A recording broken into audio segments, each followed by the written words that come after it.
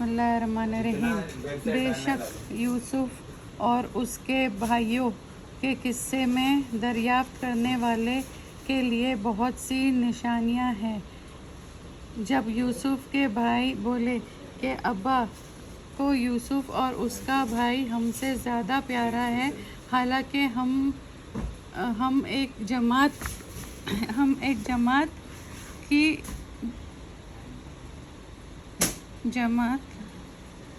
ہے، بے شک ہمارے باپ سری غلطی پر ہے۔ یوسف کو یہ جو جان سے مار ڈالو یا اس کو کسی ملک میں پھینک آؤ تو ابا کی توجہ صرف تمہاری طرف ہو جائے گی۔ اس کے بعد ہم اچھی حالت میں ہو جائیں گے۔ ان میں سے ایک کہنے والے نے کہا، یوسف کو جان سے نہ مارو، کسی گہرے کنویں میں ڈال دو، کوئی راہ گر اس کو نکال کر لے جائے گا۔ اگر تم کو کرنا ہے۔ انہوں نے کہا کہ ابا جان، کیا وجہ ہے کہ آپ یوسف کے بارے میں ہمارا اعتبار نہیں کرتے، حالانکہ ہم اس سے خیر خواہ ہیں؟ آپ اس کو کل ہمارے ساتھ بھیج دیجیے کہ ذرا وہ کہیں کھیلے اور ہم اس کی حفاظت کریں۔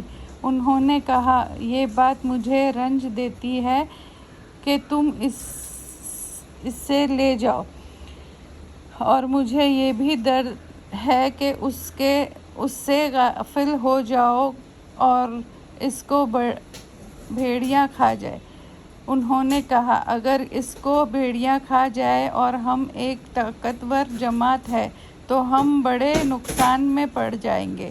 جب وہ اس کو لے گئے اور اس بات پر اتفاق کر لیا کہ اس کو گہرے کنویں میں ڈال دیں تو ہم نے وحی کی یوسف کو کہ ایک وقت ایسا آئے گا کہ تم اس کو اس سلوک سے آگاہ کرو گے اور وہ تم کو پوچھے گا بھی نہیں۔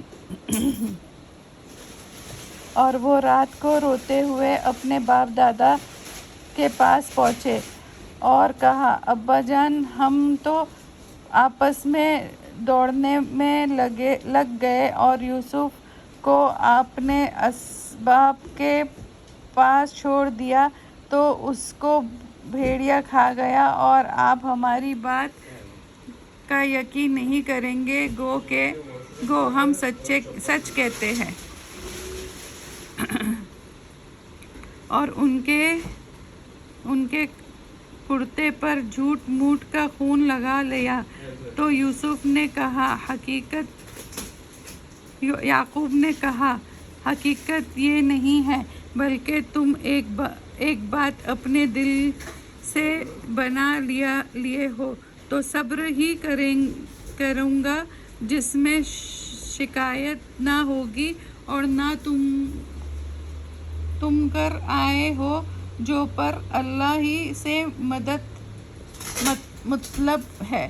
اور ایک قافلہ اسود ہوا، انہوں نے اپنا سکا پانی کے لیے بھیجا۔ اس نے کنویں میں ڈول لٹکایا تو یوسف اس سے لٹک گئے۔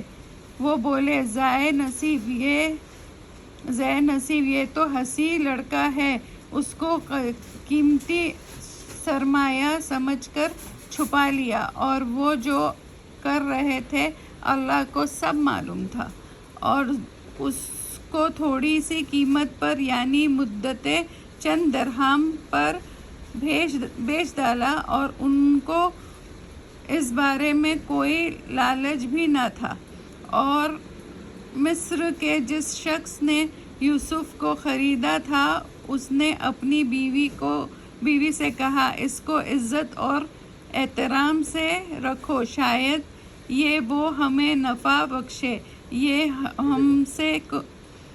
ہم اس کو اپنا بیٹا بنا لیں، اور اس طرح مصر میں جگہ دی، اور تاکہ ہم اس کو خوابوں کی تعبیر کا علم سکھائیں، اور اللہ تو اپنے کام میں غالب ہے، لیکن اکثر لوگ نہیں جانتے۔ اور جب وہ اپنی جوانی کو پہنچے تو ہم نے ان کو دانائی اور علم عطا فرمایا، اور ہم نیکوں کو اسی طرح بدلہ دیا کرتے ہیں۔ اور جس عورت کے گھر میں وہ رہتے تھے اس نے اپنی طرف مائل کرنا چاہا، ان سے اپنا مطلب حاصل کرنے کے لیے سارے دروازے بند کر دیے، اور کہا یوسف جلد آؤ، تم ہی سے کہتی ہوں۔ اس نے کہا اللہ کی پناہ، وہ میرا آقا ہے، انہوں نے مجھے اچھا مقام دیا ہے، میں یہ ظلم نہیں کر سکتا کیونکہ ظالموں کو فلاح نہیں ملتی۔ اور اس عورت نے اس کا قصد کیا اور انہوں نے بھی اس کا قصد کیا ہوتا اگر وہ اپنے رب کی نشانی نہ دیکھتے۔ اسی طرح ہم نے ان کو علم دیا کہ ہم ان سے برائی اور بے حیائی کو روک دیں، بے شک وہ ہمارے خالص بندوں میں سے تھے۔ وہ دونوں دروازے کی طرف بھاگے، آگے یوسف، پیچھے زلیخا، اور اس عورت نے اس کے کرتے پیچھے سے پھاڑا، دونوں کو دروازے کے پاس عورت کا شوہر مل گیا۔ تو عورت بولی جو شخص تمہاری بیوی کے ساتھ برا ارادہ کرے، اس کے سوا کیا سزا ہے کہ یہ تو قید کیا جائے یا اور کوئی دردناک سزا ہو۔